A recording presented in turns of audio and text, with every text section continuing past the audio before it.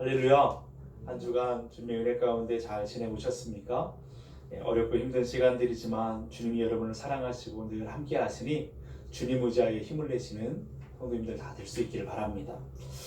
한 주간 이렇게 지나오면서 보니까 추운 날씨가 또 계속 되어지면서 그랬죠. 건강도 잘 챙기시고 육신의 건강뿐만 아니라 영적인 건강도 잘 챙기셔서 영육과 안에 강건하시는 우리 건강의 가족들 될 수 있기를 축복합니다.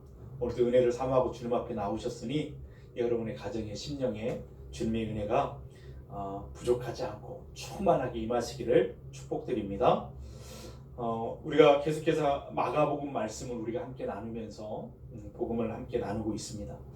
우리가 지난번에 몇 주 전에 우리가 나눴던 말씀을 여러분 기억하실지 모르겠습니다. 예수님께서 그 흉악한 귀신 들린 사람을 고치셨는데 그 가운데 군대 귀신 들린 자를 고쳐주셨던 그 사건을 여러분 기억하십니까?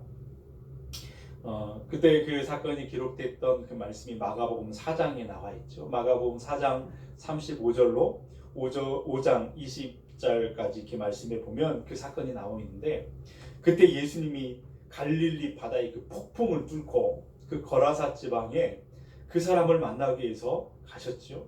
그래서 그 사람을 그 귀신을 쫓아내셔서 2,000마리 되는 돼지떼에 귀신이 들어가더니 그 돼지떼들이 다 몰살하는 그런 일이 벌어졌잖아요. 그리고 곧장 그 사람을 고친 다음에 다시 그 바다를 건너서 가버나움으로 다시 돌아오는 그런 사건을 우리가 말씀을 통해서 나눴었습니다. 한 사람 만났습니다. 그죠? 한 사람의 귀신을 그 사람을 온전하게 하시기 위해서 그렇게 폭풍을 마다하지 않고 갈릴리 바다를 건너오셨던 그 수고를 마다하지 않으셨던 예수님의 모습을 우리가 보았지요. 그때 그 흉악한 귀신 들린 사람이 온전해졌을 때 그 마을 사람들이 막 다 모였습니다.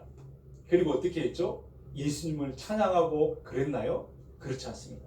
그 되어진 상황들을 두려워하면서 예수님 이곳을 떠나시라고 예수님을 배척했던 그런 모습을 우리가 기억하죠. 그래서 그 당시에 그 사건만 본다고 한다면 그 지역에 그 오랜 시간을 들이고 그 바쁜 와중에도 그 바다를 건너 가셨는데 딱 한 사람을 구원하셨다라고 하는 것을 보게 되죠. 이건 뭐 소모적인 일이 아닌가, 그렇게 생각하는 것이 아니라 사실은 나중에 그 사건이 얼마나 큰 열매를 맺게 되었는지 보게 되는 것입니다. 그것이 바로 오늘 우리가 읽은 이 말씀과 더불어서 이제 다음 주에 보게 될 8장 말씀에 그곳에서 만났던 그 한 사람에게 전해졌던 그 복음을 통해서 얼마나 큰 열매들이 맺혔는지를 우리가 보게 되는 것입니다. 그때 군대 귀신 들렸다고 온전해진 그 사람이 나는 예수님과 함께 하고 싶습니다. 같이 있게 해달라고 그렇게 간청을 했는데 예수님이 허락하지 않으시죠? 그럼 너는 집으로 돌아가라는 거예요. 집으로 돌아가서 네 친족들에게 네가 받은 그 은혜, 이 사건을 전하라고 그렇게 말했습니다. 그런데 이 사람은 그가 살고 있었던 그 데가볼리 지역에 가서 그 받은 바 그 은혜의 사건들을 막 전해 주었죠. 여기 그 데가볼리라고 하는 그 이름은 열이라고 하는 뜻입니다. 볼리, 도시라고 하는 뜻이어서 10개의 도시라고 하는 그런 뜻이 바로 데가볼리입니다. 이건 이제 요단강 동편에 있는 이방인 지역을 가리키는 것인데, 한번 지도 한번 볼까요? 네.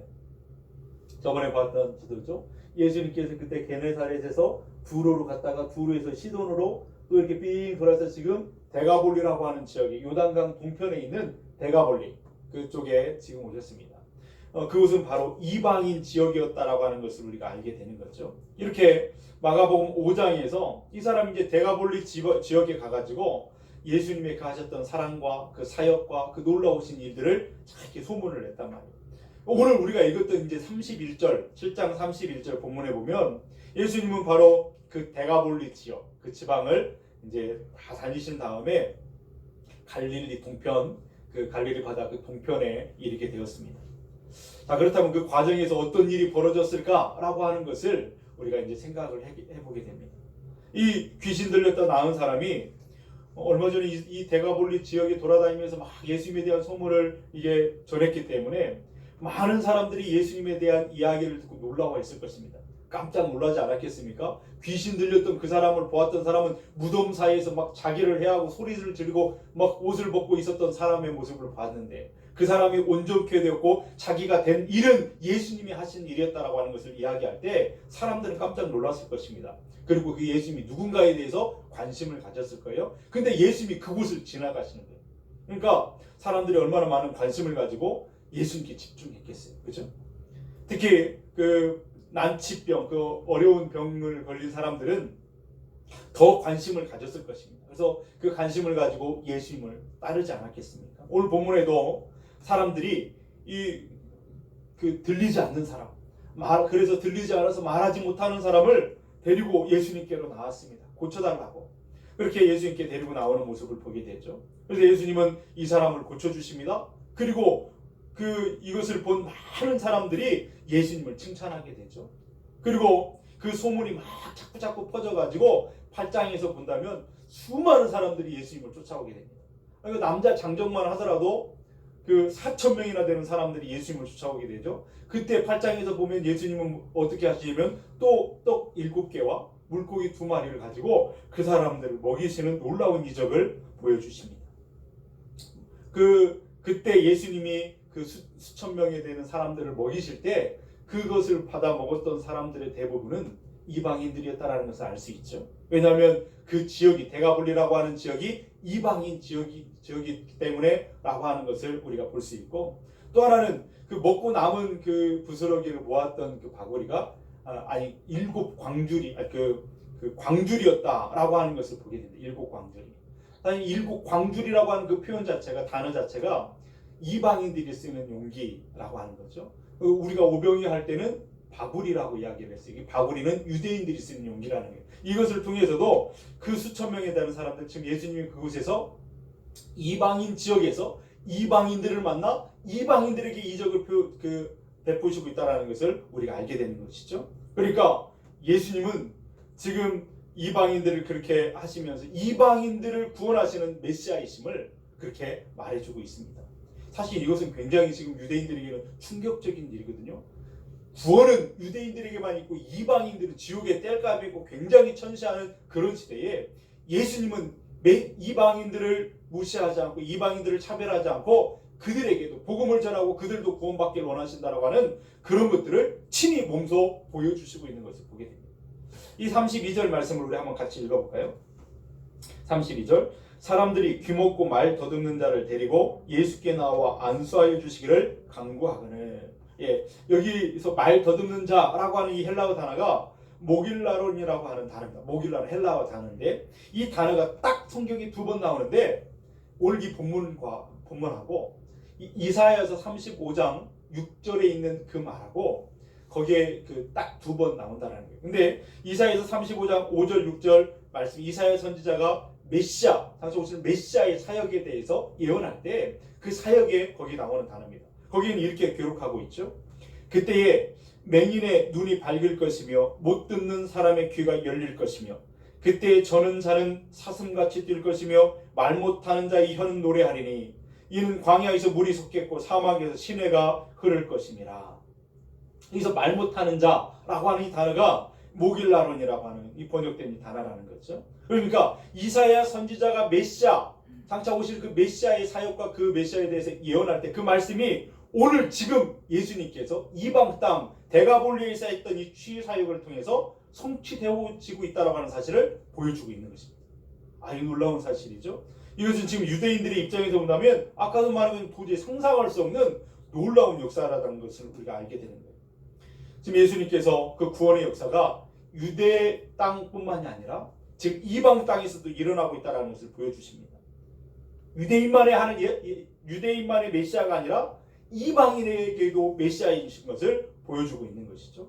아무튼 예수님은 이 군대 귀신 들렸다가 회복된 사람, 이 사람을 정말 사랑하고 긍휼히 여기셔서 참 많은 시간을 들이고 그 바쁜 와중에도 정말 많은 곳을 돌아다니면서 복음을 전하고 가르치는 그 와중에도 이 사람 한 사람을 위해서 그렇게 갔던 그런 모습을 우리가 보았잖아요. 그런데 그 수고가 한 사람만이 구원이 아니라 그 수고가 나중에 얼마나 큰 열매를 맺는가라고 하는 것을 우리가 말씀을 통해서 전후 맥락을 통해서 우리가 깨닫게 되는 것입니다. 그러고 보면 우리 하나님이 하시는 그 일은, 우리 하나님의 섭리하시는 그 일을 우리가 지나놓고 우리가 볼 때에 정말 우리가 정말 상상할 수 없는 그런 놀라운 일이라는 사실을 우리는 고백할 수밖에 없습니다. 그러므로 지금 내가 하는 그 일, 하나님이 나를 통해서 하시는 그 일들, 우리가 하나님을 생각하며 하나님의 뜻을 이루고자 몸부림쳐하는 그 일들, 그것이 작아 보이고 보잘것없어 보인다 할지라도 여러분 그것 때문에 낙심하거나 실망할 필요가 없습니다. 왜냐하면 하나님의 섭리라고 한다면, 우리를 통해서 일하시는 그 일이라고 한다면 반드시 그 일은 아름다운 열매를 맺게 될 것이기 때문에 그렇습니다. 예수님께서 그 바쁘신 와중에 한 사람을 구원하시기 위해서 모든 것을 그렇게 집중하여 그 사람을 구원하기 위해서 풍랑이는 그 갈릴리 바다를 건너오시고 그렇게 그때는 작은 열매처럼 한 사람만 구원하고 사람들이 다 내쫓아가지고 다시 바다를 건너올 수밖에 없는 그런 거였지만 나중에 보니까 이런 열매를 맺은 것처럼 우리의 하나님의 나라를 위해서 수고하는 그 수고가 지금은 큰 열매를 맺지 않는 것처럼 보인다 할지라도 반드시 하나님의 섭리 가운데 그것은 열매를 맺게 될 줄로 믿습니다. 그러므로 주님을 의지하시고 그 일을 마땅히 감당해야 될 그 일을, 사명의 그 일을 잘 감당하시는 저와 여러분들 될 수 있기를 바랍니다. 그런데 오늘 그 예수님께서 그 이제 한 장애인을 말을 하지 못하고 듣지 못하는 이 장애인을 고쳐주시는 그 사건 속에서 몇 가지 독특한 모습을, 다른 데서 볼 수 없는 독특한 모습을 우리가 보게 되는 것이죠. 첫 번째는 예수님이 이 사람을 고쳐주시는데 많은 사람들이 모여있는 그 자리에서 고쳐주지 않고 이 사람을 그 무리에서 떠나 따로 데리고 가셔서 고치셨다라고 하는 것입니다. 또 하나는 뭐냐면 손가락을 그 귀에 집어넣었다가 빼신, 그리고 또 침을 뱉어가지고 그것을 다시 그 사람의 혀에 대셨다라고 하는 그 행동을 보이시죠. 또 하나는 하늘을 눌러 탄식하셨다 그렇게 말씀하십니다. 또 하나는 에바다라고 말씀을 하셨다라고 하는 것을 보게 되죠. 이 사람 한 사람을 고치시는 그 과정에 예수님께서 보이셨던 모습들입니다. 예수님은 말씀으로 환자들을 고치시는 경우는 참 많이 있었습니다. 그건 뭐 특이한 상황이 아니죠. 근데 오늘 이 사건에서만큼은 그것이 참 특별한 사건이라고 하는 것을 보게 돼요. 왜냐하면 이 장애우는 말을 듣지 못하는 사람이거든요. 말을 듣지 못하고 말하지 못하는 사람이에요. 이런 모습들을 통해서, 그 사람을 고치는 이 모습들을 통해서 예수님 그분은 어떤 분이신가, 나를 향하신 주님의 모습은 어떤 것인가를 우리가 여기서 발견하게 됩니다. 먼저 우리가 생각해 볼 것은 이 사람을 따로 데리고 가셨다라고 하는 부분이에요. 몇 가지 의미가 있습니다. 왜 따로 데리고 가셨을까? 하나는 예수님은 이 사람과 깊은 1대1의 만남을 원하셨다라는 것입니다.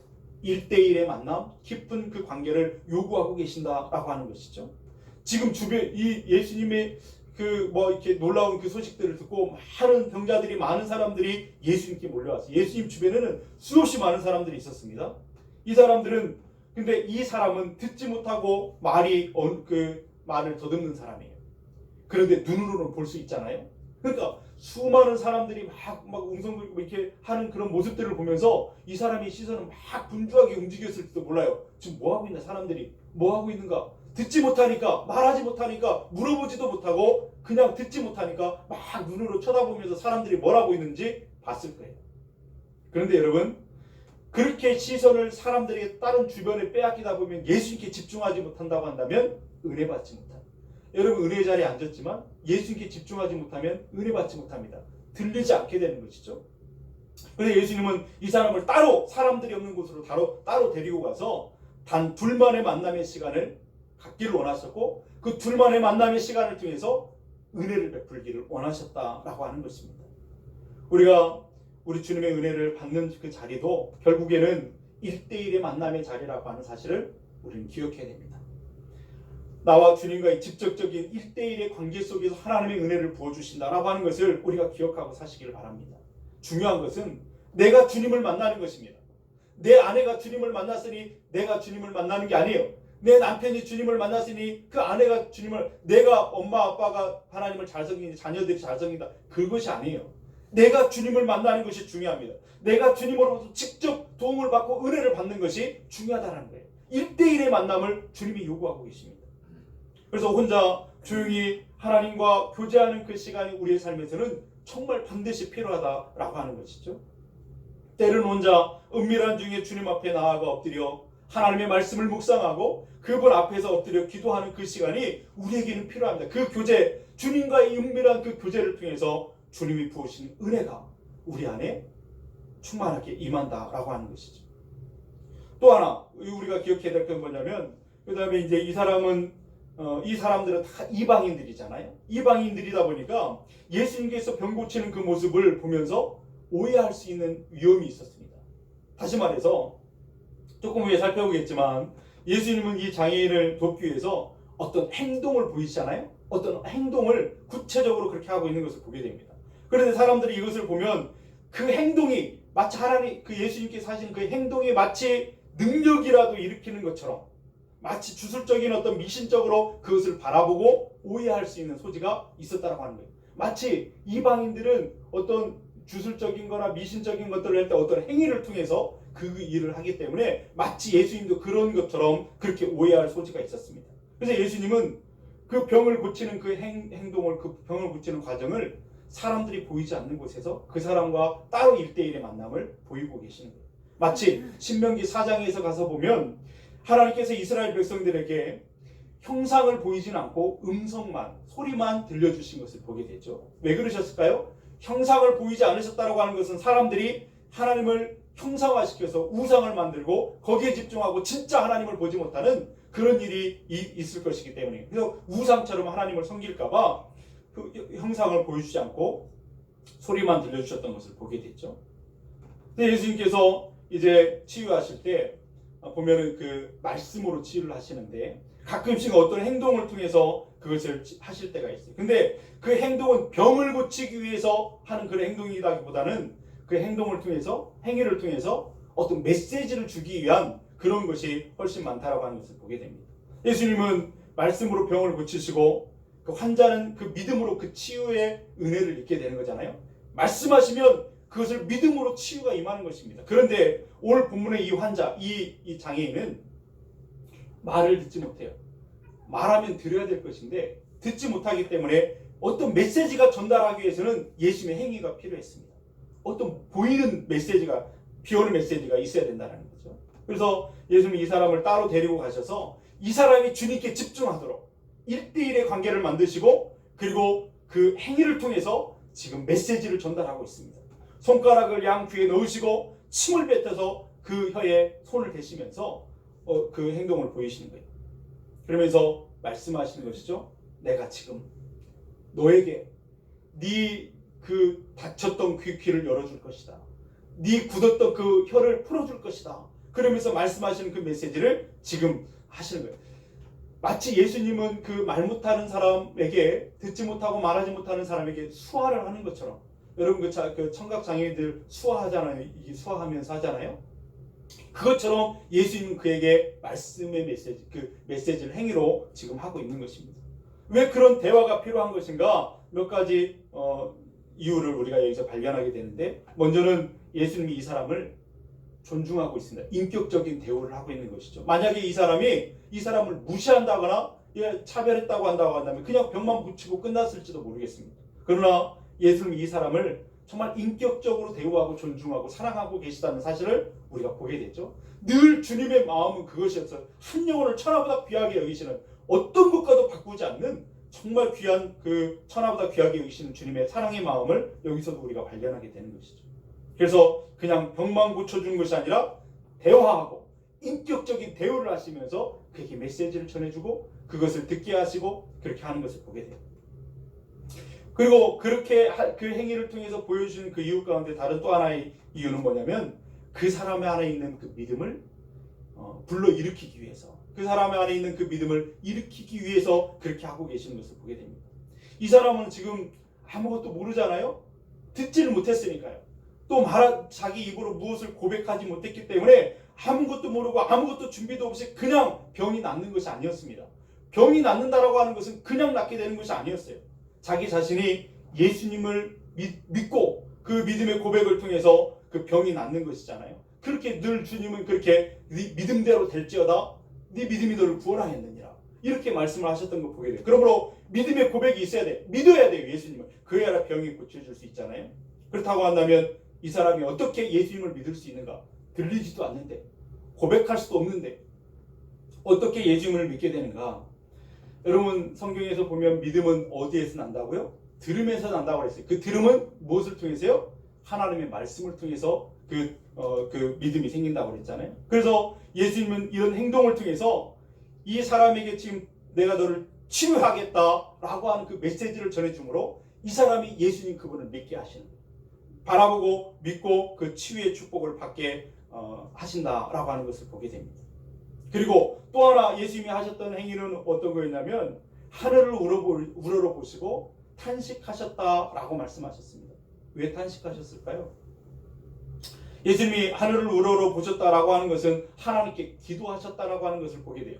그러니까 이 사람은 지금 눈으로만 보고 있어요. 그럼 예수님이 지금 나를 치료하신다라고 하는 그 메시지를 지금 행위를 통해서 들으면서 주님이 지금 하늘을 우러러 탄식하시는 모습을 보고 있는 거예요. 무슨 말일까요? 너의 병을 고치는 것은 하나님의 능력과 하나님의 은혜로 되어지는 것이라고 하는 사실을 행위로 보여주고 계시는 것이죠.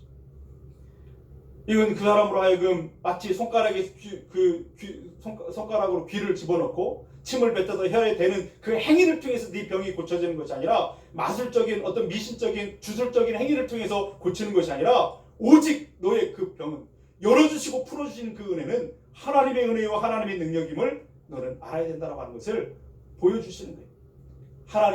하나님께 우러러 보셨다, 기도하시는 것이죠. 그리고 예수님께서 탄식하셨다라고 하는 이 말 가운데서 하나는 뭐냐면 정말 그 사람을 향한 안타까운 마음을 가지셨다라고 하는 것을 보여주시는 것이죠. 이것이 그 사람에 대한 사랑을 보여주시는 그런 모습입니다. 그 사람의 형편과 처지를 마치 나의 형편과 처지인 것처럼 안타까워하면서 탄식하는 그의 모습을, 주님의 모습을 보게 됩니다. 우리가 이런 주님의 마음을 본받게 되기를 축복합니다. 주님의 마음을 본받고 정말로 우리가 기도할 때 주변에 있는 이웃을 나를 만나는 모든 사람들을 위해서 그 사람들을 위해서 기도하고 사랑하고 축복하는 그런 사람들이 되어지기를 원합니다. 정말로 그 어떤 사람을 이웃을 사랑한다 말하지만 말로 하는 것이 사랑이 아니죠. 그 사람을 정말 사랑한다면 그 사람을 축복하는 사람들이 되어야 됩니다. 그 축복은 누가 주는 거예요? 내가 주는 게 아니에요. 축복은 하나님으로부터 주어진, 은혜는 하나님으로부터 주어진 것이라고 한다면 우리가 하나님 앞에 그들을 위해서 기도하고 축복하는 그 일은 우리가 계속 되어야 되는 우리의 삶이 되어야 될 줄로 믿습니다. 말로만 하는 것이 아니에요. 어떤 아픈 사람, 어떤 상처받은 사람, 어떤 어려운 가운데 있는 사람들을 쳐다보면서 정말 안 됐다고 안타까워하면서 혀만 차는 것이 아니라 실제로 그를 도와줄 수 있는 가장 좋은 방법, 가장 효과적인 방법은 하나님의 도움을 구하는 것입니다. 하나님께 기도하는 것이죠. 그래야 열려지고 풀려지는 역사가 있게 되는 줄로 믿습니다. 지금도 주님은 우리를 향해서 그렇게 하고 계시는 줄로 믿습니다. 그렇게 하고 계신다고 성경 우리에게 가르쳐 주시죠. 로마서 8장 34절의 말씀에 보면 예수님이 지금도 하나님 우편에서 우리를 위해서 간구하고 계신다고, 중보하고 계신다고 말씀하시죠. 로마서 8장 26절에는 그렇게 말씀하십니다. 성령이 말할 수 없는 탄식으로 우리를 위하여 친히 간구하시느니라. 할렐루야. 누구를 위하여? 우리를 위하여. 나를 위하여 성령님이 지금도 일하시는데 탄식함으로 사랑하여 우리가 잘 되기를 원하고 행복하기를 원하여 주님이 지금도 그렇게 하나님 그렇게 간구하고 계시다라고 말씀하시죠. 주님은 우리가 어려움 속에 있을 때 절대 그냥 내버려 두시는 분이 아니세요. 그냥 혀를 차면서 아이고 불쌍하다 안타깝다 이렇게 여기시는 분이 아니세요. 불쌍히 여겨 탄식하시며 우리를 위해 기도하시며 그뿐이겠습니까? 우리의 삶의 자리에 찾아오셔서 우리를 친히 도우시고 인도하시는 분인 것을 믿습니다. 그리고 예수님이 하셨던 그 말씀을 보니까 에바다라고 말씀을 하셨어요. 에바다는 무슨 말이냐면 아람어인데 열리라 이런 뜻입니다. 열려라. 말씀으로 이 병은 지금 말씀으로 고친다라고 하는 것을 보여주는 것이잖아요. 다시 말하면 예수님이 행하시는 어떤 행동도 어떤 행동이 치유를 가져오는 것이 아니라 사실은 말씀의 능력으로 치유가 임한다라는 것을 보여주는 겁니다. 여러분 주님의 역사는 주님이 행하신 놀라운 이적과 기적과 그런 것들은 사실은 하나님의 은혜를 입고 나타나는 그런 역사였습니다. 그것은 오늘 말씀으로 이루어지는 역사였죠. 마치 이 말씀은 이 환자가 지금 못 알아듣는다 할지라도 상관없이 이루어지는 역사입니다.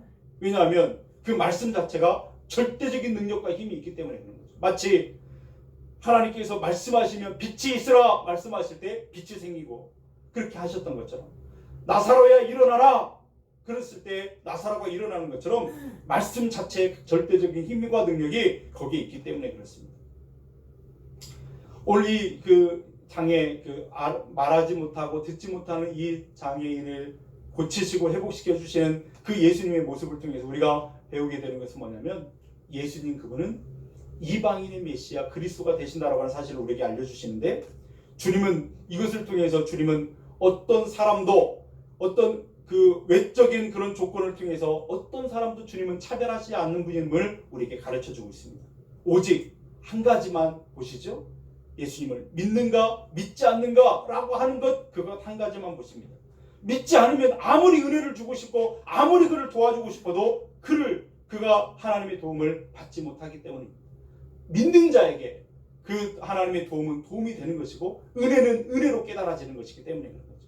그러나 예수님을 믿기만 하면 이방인이건 뭐 어떤 누구라도 상관없이 반드시 주시는 하나님의 도움을 받을 수 있는 줄 믿습니다. 지금까지 우리가 어떤 삶을 살아왔든지 상관없습니다. 하나님의 은혜와 도움을 받는 것은 우리가 형편과 어떤 처지에 있든지 상관없이 오직 한 가지만 있으면 됩니다. 그것이 무엇이라고요? 주님이 나를 도와주실 수 있는 분이라는 거예요. 주님이 나의 문제에 해결해 주실 수 있는 능력이 주님께만 있다라고 하는 사실을 믿고 주님 앞에 고백하는 거예요. 주님 나를 도와달라고. 주님 나를 도와달라고. 이 사람이 주님 앞에 나왔습니다. 주님과 인격적인 대화를 통해서 주님이 말씀하시는 것 통해서 주님이 나를 지금 고쳐주신가 보다 믿음이 생길 때에 그 은혜가 임하여 열려지고 풀려지는 역사를 본 것처럼 믿음을 보신다는 거예요. 믿는 자에게 은혜가 임한다라고 하는 것을 가르쳐 주시는 것이죠. 여러분 이제 우리가 주님이 이 사람을 고쳐주시니까 사람들의 반응을 보십시오. 사람들이 뭐라고 말하죠? 37절 말씀을 우리 한번 같이 읽겠습니다. 사람들이 심히 놀라 이르되 그가 모든 것을 잘하였도다. 못 듣는 사람도 듣게 하고 말 못하는 사람도 말하게 한다 하니라. 여러분 사람들은 예수님의 이야기를 들으면서 이렇게 이야기하고 칭찬하는 겁니다. 그가 모든 것을 잘하였도다 이렇게 말합니다. 맞습니다. 예수님은 어떤 분이시냐면 모든 것을 잘하시는 분이십니다. 할렐루야. 모든 것을 잘하시는 분이에요. 여기서 잘이라고 하는 헬라어 단어는 칼로스라고 하는 단어인데 이 단어는 그런 뜻입니다. 선하게, 아름답게, 좋게 이런 뜻을 갖고 있어요. 다시 말해서 예수님 그분은 우리에게 어떤 분이시냐면 언제나 선하신 분이십니다. 언제나 좋은 것들을 주시는 분이십니다. 언제나 아름답게 우리의 삶을 인도하시는 분이라는 사실을 말씀을 통해서 깨닫게 되는 거예요. 우리의 인생에 막혀진 것을 열어주시고 묶였던 것을 풀어주시는 분인 것을 경험하셔서 그 하나님 앞에 찬양과 감사를 올려드리는 저와 여러분들 될 수 있길 바랍니다. 예수님은 언제나 구부러진 것들을 펴시는 분이세요. 망가진 것들을 고치시는 분이시고 우리 한번 아멘 해보실까요? 쓰러진 것을 일으키시는 분이십니다. 무너진 것들을 세우시는 분이 예수님이십니다. 우리 인생 가운데 구부러지고 망가지고 쓰러지고 무너진 것들을 하나님이 고치시고 회복시키시는 그분인 것을 우리는 말씀을 통해서 다시 한번 깨닫게 된다 하는 것입니다. 그렇습니다. 우리 주님은 우리에게 언제나 잘해주시는 분이세요. 이 말이 얼마나 좋은지. 주님이 언제나 우리에게 잘해주시는 분이에요. 그래서 주님은 항상 선하신 분이라 우리는 그렇게 고백하잖아요. 여러분 그래서 우리 주님을 만나고 나면 더 주님을 사랑하게 됩니다. 주님을 인격적으로 만나면 만날수록 은혜를 한번 받으면 그 은혜를 더 사모하게 되고 은혜를 놓치지 않기 위해서 몸부림치는 것 아니겠어요? 주님을 더 사랑하고 그런 자리로 나아가지 않겠습니까? 그래서 여러분 주님은 우리에게 원하시는 것 한 가지 있습니다. 1대1의 관계를 원하십니다. 깊은 주님과의 교제의 시간을 갖기를 주님이 원하고 계시다는 거예요. 여러분 우리가 신앙생활을 하면서 다른 성도들과 함께 신앙생활을 함께 이루어가지만 그럼에도 불구하고 우리의 신앙의 고백은 개인의 고백인 것을 꼭 기억하셔야 됩니다. 내 어머니가 하나님을 사랑하고 신앙 고백 잘하시니까 나는 제가 언젠가 어떤 가정에 신방했는데요. 그 남편 되시는 분이 그러다가 내 아내가 잘 다니니까요. 그래서 어쩌다는 거예요. 자기의 고백이 필요한 거잖아요. 예수님 그분이 나의 구원자라고 하는 그 고백이 필요한데 내 아내가 잘 다니는 것, 내 아내가 나를 위해서 기도하는 것 중요하지요. 근데 그것보다 더 중요한 것은 내가 그분을 믿고 내가 그분 앞에 믿음의 고백을 드리는 것이 중요하다는 거예요. 이것이 아니고서는 하나님이 은혜를 주시면 그 은혜를 누릴 수 없어요. 하나님이 도우시지만 그 도움을 경험할 수 없어요. 그러므로 개인의 신앙의 고백이 너무나 중요하다는 거예요. 그럼 내가 주님의 뜻대로 살려고 결단하는 것이 중요하고, 내가 주님 앞에 엎드려서 시간을 드리고 기도하고 말씀을 묵상하는 것이 중요하다는 거예요. 그래서 주님은 오늘 또 우리를 만나서 우리에게 은혜 주시길 원하세요. 1대1의 교제하는 시간을 갖기를 원하신다는 거예요. 여러분 하루의 시간을 어떻게 보내고 계십니까? 주님과의 만남의 시간, 깊은, 물론 24시간 주님의 임재를 경험하고 사는 것만큼 더 행복한 삶이 없겠지만, 가끔 우리는 잊어버릴 때가 있잖아요. 내 삶의 어떤 고민이나 이런 것들 때문에 가끔씩 하나님 없이 있는 그 시간을 경험할 때가 있어요. 그러나 여러분 하루 24시간 안에 정말 깊이 아무도 방해받지 않는 그 시간, 혼자만의 주님 앞에 조용히 나아가 하나님의 말씀 앞에 무릎을 꿇고 그분이 내게 무엇을 말씀하시는지를 듣고 그분 앞에 내가 그대로 그 주님의 뜻에 순종하기를 원합니다라는 그 기도를 통해서 하나님 우리에게 놀라우신 은혜를 부어주실 줄로 믿습니다.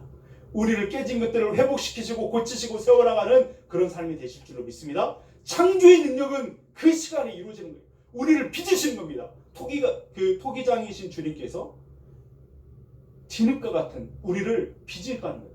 깨끗한 그릇으로, 쓸만한 그릇으로 우리를 충성되이 여기시는 그런 모습으로 우리를 그렇게 빚어가시는 줄로 믿습니다. 그러므로 그 시간을 사모하시고 주님 앞에 그 시간을 드릴 수 있는 저와 여러분들 될 수 있길 바랍니다. 그렇게 되길 바랍니다. 예. 그리고 여러분 이 청각 장애인이 이 사람에게 주님이 이렇게 하실 때에 그 말씀으로, 그때 주님은 말씀으로 우리에게 대화를 걸어오시는 거예요. 여러분 그 청각 장애인에게 예수님이 그 사람을 고치실 때 막 행위를 통해서, 행동을 통해서 수화처럼 메시지를 막 전달하잖아요. 그러니까 우리의 형편과 처지에 맞게 주님은 우리에게 대화를 걸어오세요. 말을 걸어오세요. 그 말을 듣게 되는 것입니다. 예수님은 모든 사람을 똑같은 방법으로 대하시는 분이 아니세요. 마치 기계적으로 대하시는 그런 분이 아니시죠. 우리 예수님은 우리의 처지와 형편을 잘 알고 계십니다. 우리의 처지와 형편과 우리의 모든 상황에 맞게 우리에게 다가오셔서 만나주시는 분이세요. 그래서 우리에게 좋으신 분이세요. 믿음이 약하면 그 믿음의 연약한 대로 우리를 만나주시는 분이세요. 강한 사람이면 강한 것에 맞게 대화를 하시고 만나주시면, 배움이 많은 사람이거나 배움이 적은 사람이거나 그 상황과 형편과 처지에 맞게 다가오셔서 대화를 걸어주시고 대화하시고 우리를 도와주시는 분이세요. 우리가 한 가지 꼭 기억해야 될 것은 뭐냐면, 그럼에도 불구하고 그 어떤 행동이, 어떤 신앙의 행동이 마치 미신적인 것처럼 그렇게 오해하면 안 된다는 거예요.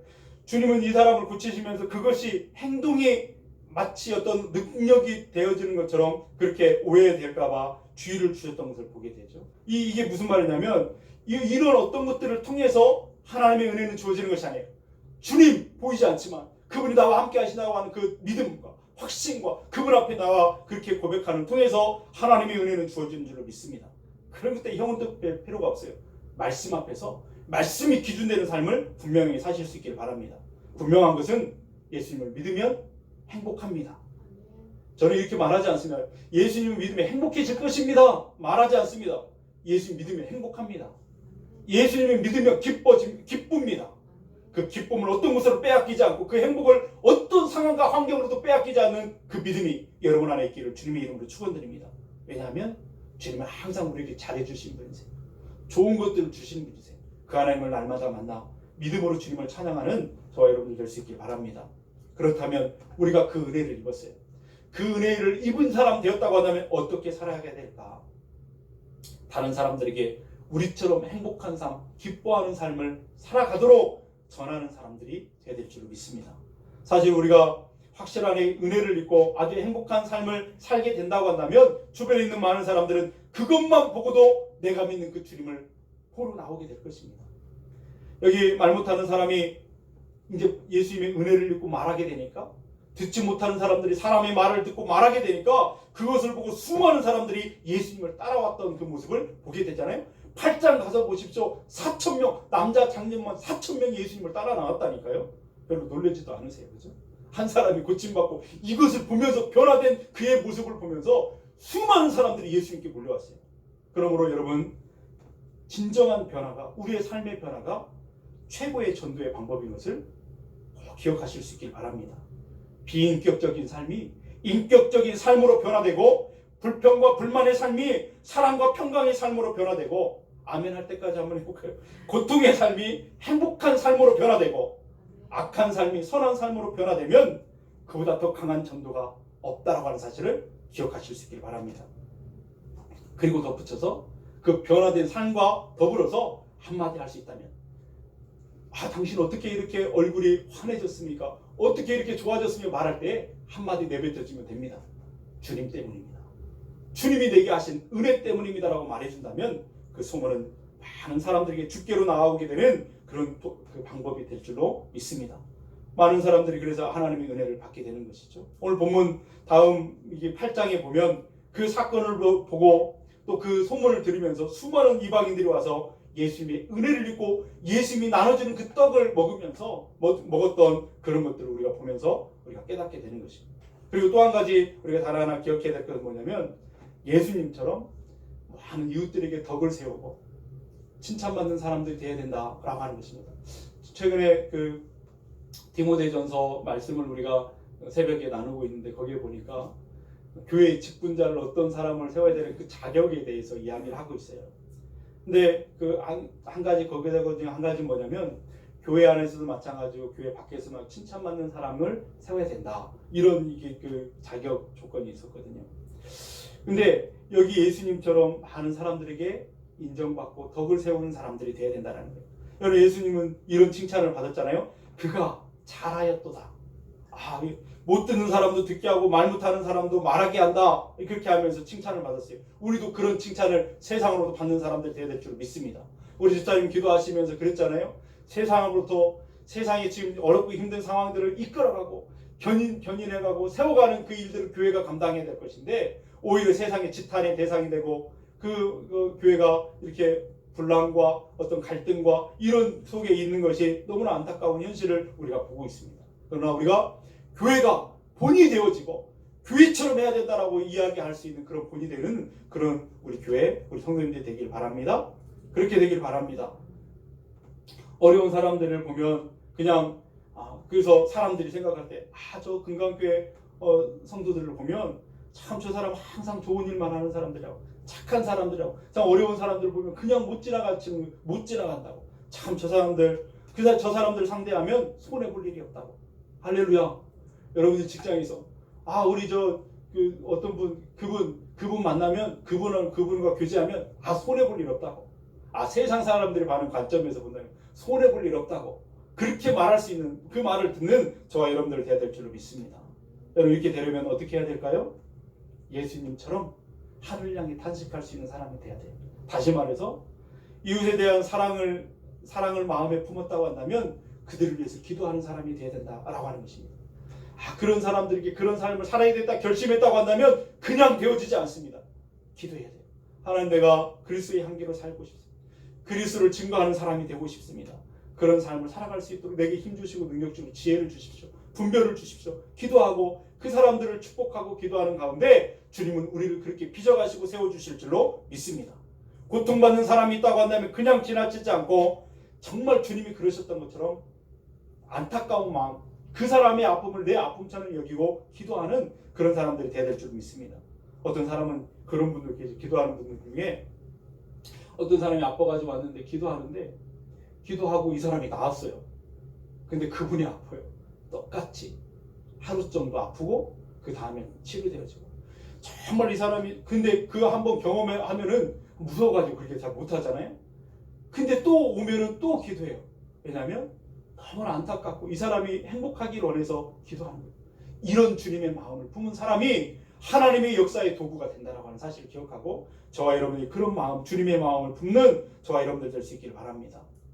이제 말씀을 정리하고 마치겠습니다. 여러분, 우리 주님 나라를 이루는 그 일에 우리가 부름받았고 그 귀한 역사를 이루는데 귀한 일들을 함께 할게요. 근데 아무리 작아 보이고 연약해 보이고 보잘것없어 보이는 그 작은 일이라도 여러분에게 맡기신 그 일, 그 사역은 지금은 열매가 없는 것처럼 보인다 할수록 반드시 하나님의 섭리 가운데 열매 맺는 삶이 될 줄로 믿습니다. 그러므로 최선을 다해서 그 일에 충성하십시오. 하나님은 여러분을 통해서 역사를 이루실 줄로 믿습니다.